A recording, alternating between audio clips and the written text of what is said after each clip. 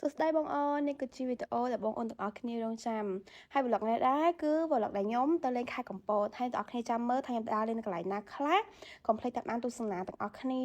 តែនេះគ្រាន់តែជាវីដេអូទី1ក្នុងការដែលខ្ញុំធ្វើដំណើរទៅកាន់ខេត្តកំពតទេបើសិនជាអ្នកទាំងអស់គ្នាចង់ដឹងថាពេលដែលខ្ញុំទៅខេត្តកំពតរយៈពេល2ថ្ងៃមួយយប់ហ្នឹងធ្វើអីខ្លះកុំភ្លេចតាមដានទាំងអស់គ្នាណានេះទឹកមុខពេលខ្ញុំងើបពីព្រឹកពួកឯងđangងើបពីព្រឹកទេអូងើបមិនតែទាន់សោះទឹកមិនហ្នឹងងើបតាមបាយព្រឹកចាំមើលមកគឺមិនរីកទេហើយលើកនេះទៅដើរលេងគឺថាបាញ់យកកូនស្រីទៅទេទុកឲ្យនៅផ្ទះតែពេលចុះមកញ៉ាំបាយនេះគឺយកមកតាមតែដល់ពេលញ៉ាំបាយហើយគឺយកទៅលើវិញហើយបាញ់ទៅជាមួយទេហើយខ្ញុំនេះងើបពីព្រឹកញ៉ាំបាយមើលទឹកខ្ញុំក៏ដឹងដែរអូមិនដែរងើបតន់គេមិនបន្តបើយើងញ៉ាំបាយញ៉ាំអីពេលព្រឹកហើយគឺចេញដំណើរទៅហើយនេះគឺជាទស្សនវិជ្ជាតាមផ្លូវទាំងអស់គ្នាទៅវីដេអូទី1នេះខ្ញុំគ្រាន់តែថតសកម្មភាពពេលខ្ញុំទៅហើយខ្ញុំទៅដល់ខ្ញុំធ្វើអីខ្លះតែប៉ុណ្្នឹងឯងតែបើអ្នកទាំងអស់គ្នាតាមដានកុំភ្លេចតាមដានដល់វីដេអូបញ្ចប់ពួកអីអាចនឹងមានភាគ1ភាគ2ភាគ3អញ្ចឹងណានេះទស្សនវិជ្ជាតាមផ្លូវអូអ្នកទាំងអស់គ្នាមិនដែលបានជិះមកទេដល់ពេលជិះមកឡើងស្អាតហ្មងណាអញ្ចឹងខ្ញុំចេញមកតាំងពីម៉ោង10ជាងឥឡូវនេះប្រហែលជាម៉ោង2 10ជាងហើយអញ្ចឹងក៏យើងរៀនឃ្លានដែរអញ្ចឹងក៏យើងចូលមករកអីញ៉ាំនៅក្នុង7បន្តិចទៅហើយបាច់មើលសក់ក្បាលណាទៅមើលពីដេទេនេះហ៎ពីដំបងផងថាឈប់ញ៉ាំអីនៅតាមផ្លូវរបៀបចូលហាងចូលអីទេតែដោយសារតែជីហួរហ៎អញ្ចឹងក៏សម្រេចចិត្តថាមកទិញអីញ៉ាំនៅ7ហ្មងទៅហើយនេះខ្ញុំបានអីគេសាច់មាន់នេះមកថងហើយជាមួយនឹងកូកាមួយកែវតែប៉ុណ្្នឹងគឺរស់ហើយនេះដល់ពេលហើយយើងក៏យកមកអង្គុយញ៉ាំចឹងទៅតែខ្ញុំអត់សូវឃ្លានទេតើឲ្យគ្នាព្រោះអីខ្ញុំញ៉ាំបាយពីព្រឹកមិញគឺអត់តន់សក់ពោះទេនៅ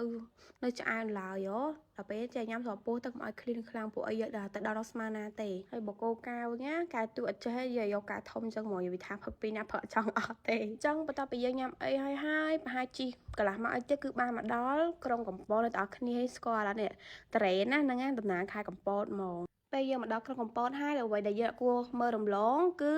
នេះអ្នកទាំងអស់គ្នានំប៉័ងគៀបសាខាម្ចាស់ដើមនិយាយពីថារសជាតិវិញគឺកប់សេរីហ្មងចឹងយើងក៏មកទិញញ៉ាំម្ដងពីរដើមហើយយើងក៏សួរគាត់ថាគាត់លក់ចាប់ពីម៉ោងប៉ុន្មានដល់ម៉ោងប៉ុន្មានយើងក៏និយាយលេងសួរគាត់ចុះសួរគាត់ឡើងពួកអីនំប៉័ងគៀបក៏អត់តបានដែរប៉ុន្តែអ្នកទាំងអស់គ្នាចាំអត់យូរណាគឺគេអាំងមួយផ្លែតហើយគឺគេយកមកធ្វើយើងភ្លាមក្តៅចឹងហ្មង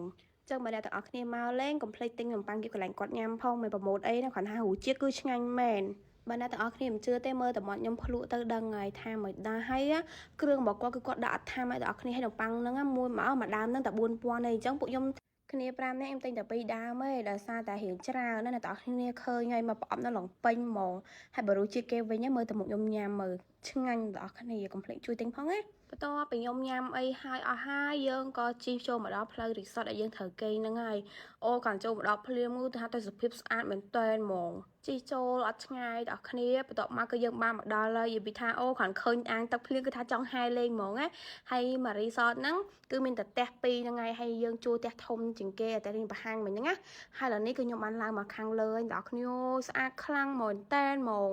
នេះគឺជារីសតបែប private ចឹងណាគឺយើងជួលហើយគឺមានតែគ្នាយើងហ្មងហើយជុំវិញហ្នឹងគឺអត់មានផ្ទះគេផ្សេងទេគឺមានតែមករីសតហ្នឹងឯងហើយអ្នកទាំងអស់គ្នាមើលបានខ្ញុំថតពីលើឲ្យមើលអូយស្អាតណាស់ងាកទៅណាក៏ស្ទើរព្រៃឈើហើយភ្នំខ្ពស់មែនតើបើអ្នកទាំងអស់គ្នាមករបៀបគ្រួសារឬក៏ក្រុមការងារមិត្តភ័ក្តិអីចឹងណាខ្ញុំឲ្យជួលនេះរបៀបរីសតចឹងទៅយើងចំណេញគេមានតាំងពីច្ក្រានបាយមានតាំងពីអាងទឹកមានខាងពីសវិសដែលគេជួយមើលថៃយើងហ្នឹងគឺថាដិតដល់អូល្អមែនតើហ្មងហើយខ្ញុំមកដល់ភ្លាមគឺសម្បត្តិរឿងថតរូបព្រោះអត់តែ